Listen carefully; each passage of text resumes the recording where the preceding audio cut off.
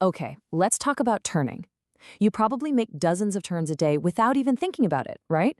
But are you absolutely sure you're landing in the right lane every single time? It's one of those things we do on autopilot, but it's also where a ton of confusion and frankly a lot of close calls happen. So, we're going to clear all that up. Let's nail down one of the most important skills you have as a driver. So here's how we're going to tackle this. First up, the golden rule, signaling. You got to get that right before anything else. Then we'll break down the standard everyday turn you make at a two-way intersection. After that, we're diving into the big one, the one-way street challenge that gets so many people. And to wrap it all up, we'll talk about what to do when the road itself gives you direct orders with lanes and arrows. All right, let's start with a little pop quiz, a real classic that trips people up. Picture this. You're on a one-way street, and you need to make a right turn onto a regular two-way street. Which lane are you supposed to end up in? The one closest to you? The far lane?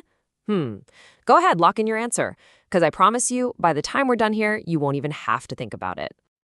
Okay, before we even touch on turning the wheel, let's talk about step 0, the absolute first thing you have to do. It's all about communication. Yep, we're talking about your signal. It's the move that sets up a safe turn for everyone. And just look at the official language here.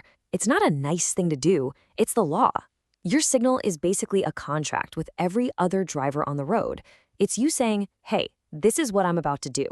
And you know, out on the road, being predictable is everything. It's what keeps us all safe. So what does reasonable warning actually mean? Well, it's kind of like a Goldilocks situation. You have to get it just right. Signal too late, and nobody has time to react. But signal way too early, and the car behind you might think you're turning into that parking lot 100 feet before the actual intersection. So yeah, that timing, it's absolutely crucial. And hey, the rules even give us a specific number to work with. 15 meters. That's about 50 feet or roughly 3 car lengths. The idea is you should be in your turning position with your signal on for at least that distance. That's what the law considers a reasonable heads up. Okay, signal timing is down. Now let's get into the turn itself.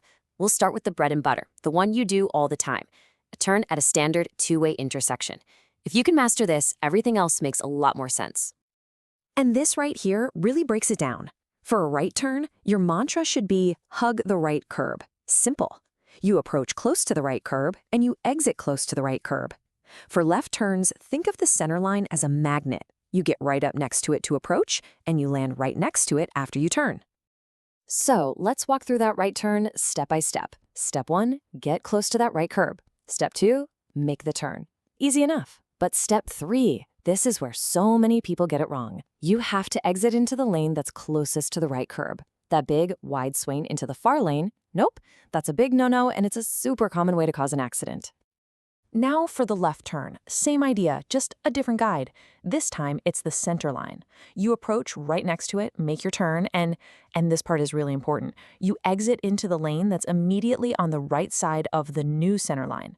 It's all about staying in your designated path so you don't wander into someone else's space.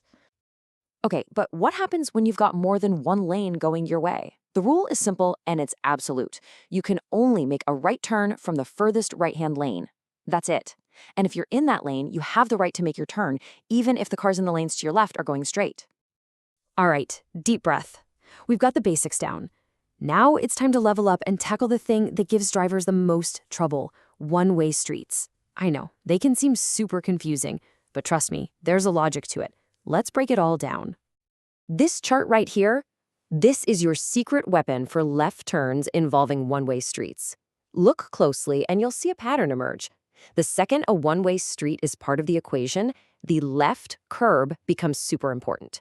It's your new reference point, either for getting into the turn, getting out of it, or both. But what about turning right? Well, I've got some great news for you. It's easy.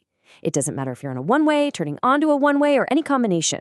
The rule for right turns never changes. You always, always, always stick to the right curb. That's it. Nice and simple. Okay, let's walk through these. Scenario 1, you're on a normal two-way street, turning left onto a one-way. The start is totally normal. You get up next to the center line. But the finish, that's where it's different. You're not aiming for the middle of the new road. You're aiming for the lane right next to the left curb. All right, let's flip it around. Now you're on the one-way, turning left onto a two-way. This time, the approach is different. You have to start from the far left lane. You make your turn, and then the exit is just like a standard left turn. You land right next to the center line of that two-way street. And here we go, the final boss of left turns, one way to another one way. This is what I call the left-to-left maneuver. You start at the left curb, you end at the left curb. I know it feels a little weird the first few times you do it, but it's the correct and safest way to make that turn. So we've got the general rules down, curbs, center lines, all that good stuff. But there's a higher authority. What happens when the road itself tells you to do something different? Well, that's when you follow the signs and the arrows. They are the ultimate trump card. They overrule everything. And this is about as straightforward as it gets. Those big white arrows painted on the road, they are not friendly suggestions. They are direct orders. If you're in a lane with a right turn arrow, guess what? You're turning right. End of story. Now, this is probably one of the most serious signals you'll ever see overhead, and the official rule is written in no uncertain terms. A big, glowing red X above your lane means that lane is close to you. You need to get out of it safely as soon as you can. Let me say that again, just to be crystal clear. Red X equals a closed lane, period. No exceptions. You'll see them for reversible lanes during rush hour or maybe for an accident up ahead. Just think of it as a giant, invisible wall in front of you. Do not enter. And of course, there are a couple of other direct orders to watch for. See a sign with a no left turn symbol? Well, you can't turn left there. And on the flip side of the red X, you've got the green downward arrow. That's the road giving you the all clear, saying, yep, this lane is open for business. Keep on moving. You know, when you really get down to it, all of these rules, signaling early, hugging the right curb, following the arrows, they're all about one single idea, being predictable. When other drivers know what you're going to do, and you know what they're going to do, the road becomes an infinitely safer place for all of us. That's the whole point. So, next time you grab your keys, think about your daily drive. Is there a weird intersection or a tricky turn that always made you hesitate just a little? Now that you know the rules inside and out, which one of those turns are you ready to nail with total confidence? Awesome. Now go drive safe.